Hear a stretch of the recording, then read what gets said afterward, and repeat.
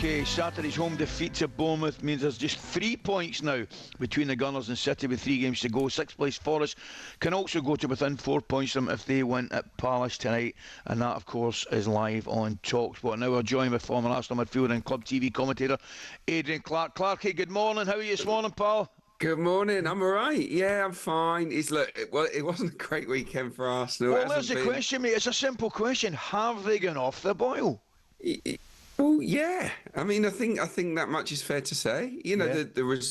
the results in recent weeks have been disappointing. You know, this season Arsenal have now dropped 21 points from 1-0 up, and that is an issue. And a lot of the time it's happened in recent games. You know, against Palace, against Brentford, now against Bournemouth at home. Teams that you would expect Arsenal, once they get that first goal, to just control it and see the game out, no problem. But they've had a real issue producing a 90-minute performance.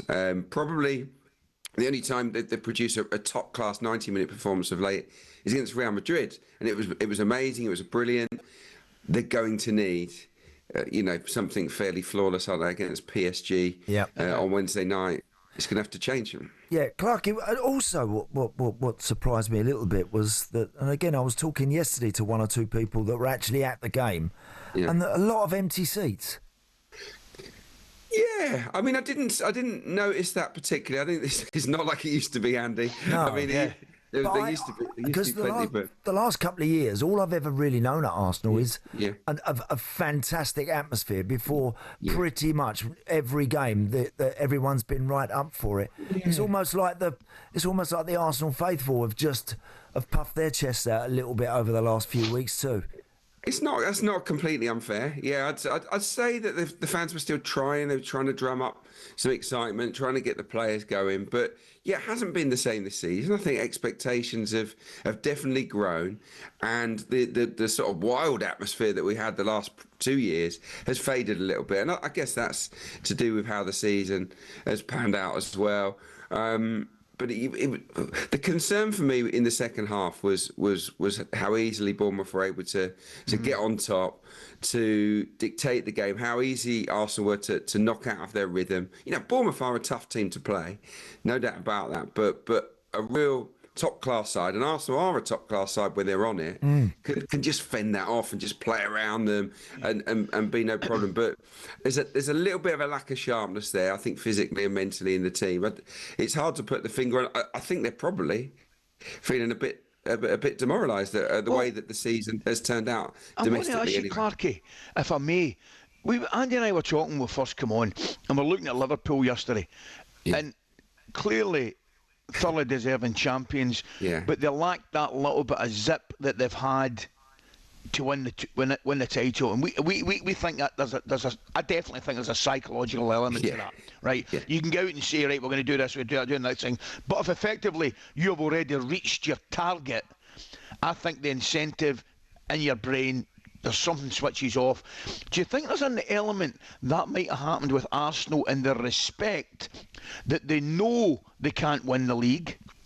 They know they're almost guaranteed Champions League. So do you think there's an element of it switching off there as well, and they're concentrating all their efforts on this game next Wednesday? Yeah, definitely. It's human nature, isn't it, Ali? It really is. In sport, you know what it's like. In professional sport, if there's an edge that is missing, whether that's a 1%, 5%, 10% edge, where you know it doesn't really matter as much, then that is going to have a big impact on the outcome of your performance and probably the result. The issue for Arsenal is that I think from quite a long way out, they really knew that Liverpool weren't going to be reeled in. Yeah. So this isn't something that's happened in the last 2 weeks, 3 weeks. It's something that's maybe happened over the last 2 or 3 months. You know, because of the injuries, because of the big gap that Liverpool built up. I think this season was all about the Champions League from a long way out.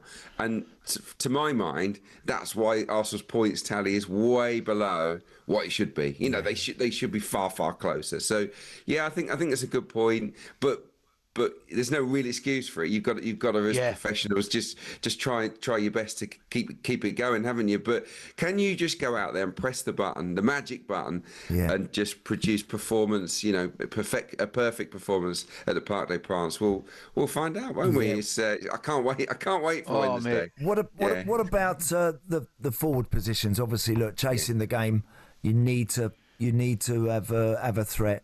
Yeah. Do you think it will be Trossard up the middle, or do you think he might go Marino? I think you go Marino. Yeah, I think he'll revert, I think, to the Real Madrid plan. To be honest, I think that was the big issue in the first leg against PSG, because Declan Rice, I'm telling you, we're talking about Arsenal being off the boil. If there's one guy that's not off the boil, it's Declan Rice. He's tremendous. He's at boiling point. He's playing unbelievable. He's playing at a different level to anyone else in the side at the moment. And actually, he looks miles better as the box-to-box guy. You know, he was Arsenal's most dangerous player against Bournemouth. Scored a great goal. Could have had a few more. Yeah. So Declan Rice, I think, has to play as that box-to-box guy. Partey will come back in. That was a silly suspension that he picked up in Madrid, and for me that was costly, because the midfield against PSG wasn't quite right at any stage. It took them a while to fix sort of some structural issues there. So I think Marino goes up top, Partey comes back in, and probably Trossard drops out to the bench. That's how I would see it. And look, you gotta hope Arsenal might go a bit more direct just into Marino, because I don't think PSG's centre-backs love it in the air. I don't think that's their strong suit. So I think Arsenal will look to use Marino as much as possible. But for me, the key to victory, the key to what would be an amazing victory is absolutely Declan Rice. If he's on it, Arsenal have got a chance. I don't disagree, Clarke. I thought Declan Rice, you speak about his 2 free kicks in the first game against Madrid. Of course you do. Absolutely out of this world. But I thought his level of performance along with a left full-back in the Bernabeu was absolutely outstanding. Oh, yeah. But I would suggest to you, mate, having seen PSG at home, and I know Liverpool beat them, but they were outrageous against Liverpool, and they were the same against Villa. I think Arsenal will actually need a level of performance up from the great one that they had in Spain. No, they will. I mean, PSG are better than Real Madrid. They're a proper team. I love the way they get the ball quickly through the lines, don't they, to the wingers. But the wingers don't stay wide either, do they? They'll come at you from all angles. Yeah. So look, it's going to need a savvy performance from Arsenal. I think Arsenal might need to actually play it quite safe. Obviously, historically, Arsenal have been able to do this kind of thing. I'm thinking Anfield '89, boys. I know this is going back a bit, but you need that 2-goal victory, and you sort of just stay in the game at the start, and then maybe sort of quieten everyone down, and then bang.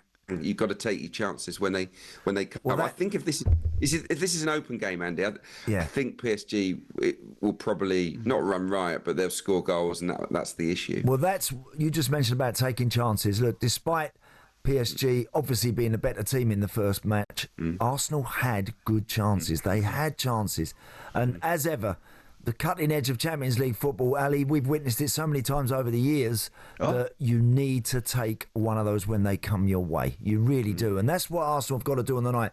Don't have to play sensationally well. What they've got to do is take a moment when it comes at them, grab it, and then see where the game takes them from there. It's funny, guys. Andy, Clarke, I've got to say to you, I think the 2 best teams I've seen in the Champions League are very, very similar in the respect.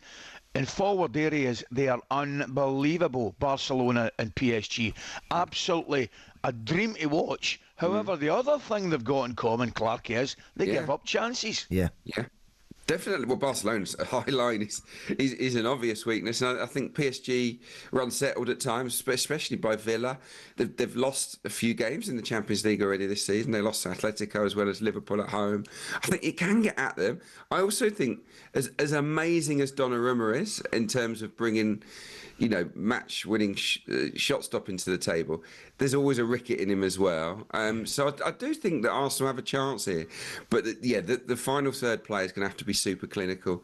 But so the defending it. Look, it's going to need a 9.5 out of 10 performance, and it's going to need PSG to have a drop off for Arsenal to turn this round. But look, this is why we love football, boys. Yeah, can be done.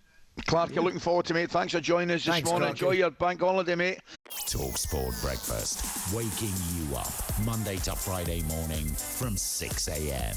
on AM, on DAB, via the talkSPORT app and on your smart speaker. talkSPORT.